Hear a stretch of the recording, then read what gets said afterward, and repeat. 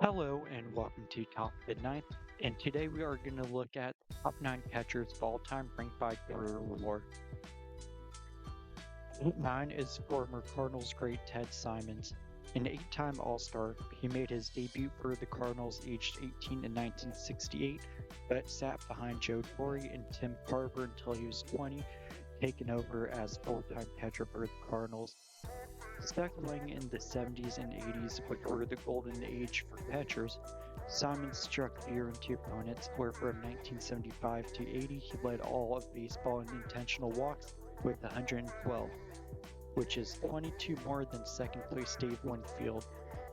His 2,472 career hits are second most all time from a player that played the majority of their games at catcher and had 3 seasons where he was top 3 in hits and finished his career with a 50.3 WAR.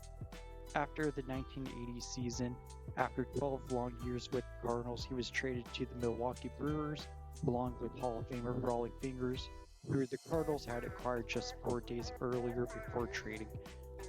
In 1981, Simons would make the playoffs for the first time in his career and help Milwaukee make the World Series for the only time in their franchise history 1 year later. Number 8 in career WAR is Gabby Arnett, one of only 2 players on this list for World War II. Gabby was the catcher for the Cubs from 1922 to 1940, helping them make the World Series 4 times, losing every single appearance, as the Cubs were only about 30 years into the World Series curse at this time. The 1935 NL MVP, in a year he hit .344 with 13 homers.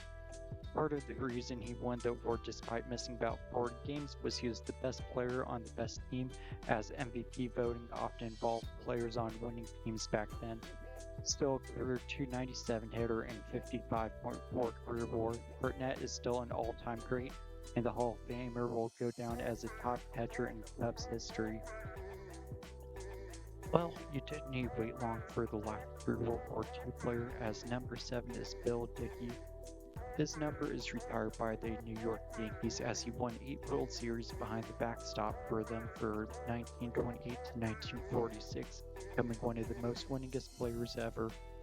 Providing a steady presence on legendary teams, he was a top 5 in MVP voting 3 times and batted .313 for his career, with his best year coming in 1936, hitting a .362 average.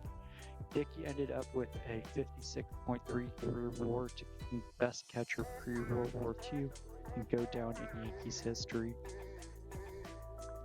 In a tie for the most career WAR is the most winningest player in MLB history, Yogi Berra, who won a record 10 World Series. Yogi's first season was the year 1946, which was Bill Dickey's last as the Yankees as they went from one Hall of Fame catcher to the next. Berra is a 3-time MVP, which is tied for second most all-time to go along with his championships and his 14 All-Star appearances, which are tied for most for a catcher. Berra's greatness made him go down as one of the most iconic players ever, and his Yogiisms became memorable, such as "It ain't over till it's over," and you can observe a lot by watching. In 1956, he called the only perfect game in MLB playoff history thrown by Don Larson.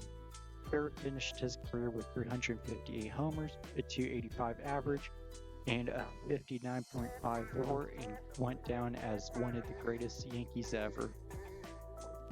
Fifth spot also is Mike Piazza.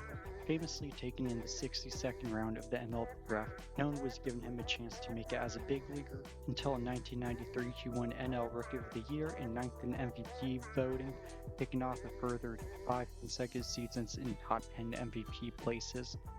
A career .308 hitter, his best years were in 96 and 97, where he hit .336 with 36 homers and .362 with 40 homers respectively, finishing MVP runner-up both times. Piazza was a true great slugger of the 90s, and his 427 homers are most by a catcher all time, where he was part of 12 All-Star teams and achieving 10 Silver Sluggers as the best hitting catcher.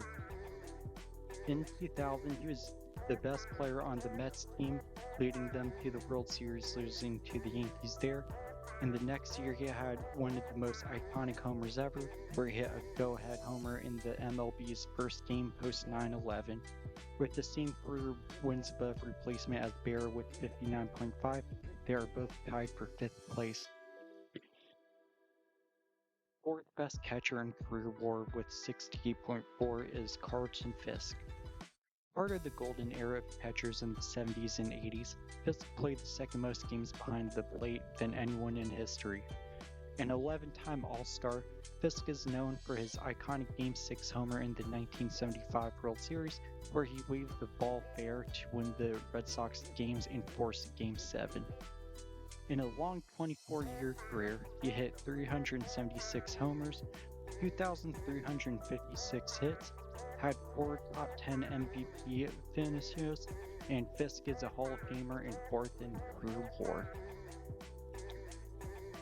Third place is 1999 MVP Pudge Rodriguez. Tied for the most All-Star games by a catcher with 14, Ivan Rodriguez was as good of a catcher in recent memory, winning 7 Silver Sluggers and 13 Gold Gloves, with an electric arm behind the plate no one wanted to run on. The 13 Gold Gloves are the most by a catcher all time, with second place having 10. In his MVP year, he hit .332 with 35 homers, while having the best arm behind the plate, leading the league in a caught stealing percentage of 54.7%, one of the 8 times he led the league in that category. Part of some iconic teams and plays, Pudge helped lead the 2003 Marlins to the World Series, upsetting the 101-win Yankees there. In the NLDS that year, he made one of the best plays as a catcher in the postseason, as Giants first baseman JT Snow tried to tie the game in the ninth, but was thrown out at home, but not before sliding and hitting Pudge so hard he got flipped over and somehow held onto the ball. He also helped Detroit reach the Fall Classic in 2006. Second place with a career WAR of 70.1 is Garrett Carter, achieved over an 18-year career. Carter made 10 straight All-Star games from 1979 to 88 for the Mets and Expos, as during that span he averaged 23 homers a season and a 121 OPS plus during his peak years. The 1980 MVP runner-up was a great defender and is second all-time in catcher defensive WAR, only 1.9 behind Yadier Molina. Before the 1985 season, Carter was traded to the Mets after the Expos only made the playoffs once in 12 years with Carter on the team. The Mets were coming off a 22-game win improvement from 1983 to 84 and thought Carter was the missing piece, and they were repaid as in 1986 Carter helped lead the Mets to their second World Series in franchise history.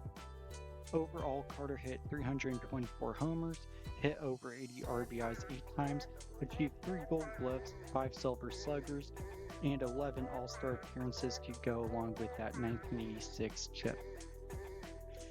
Number 1 catcher is none other than Johnny Bench with a career WAR of 75.1.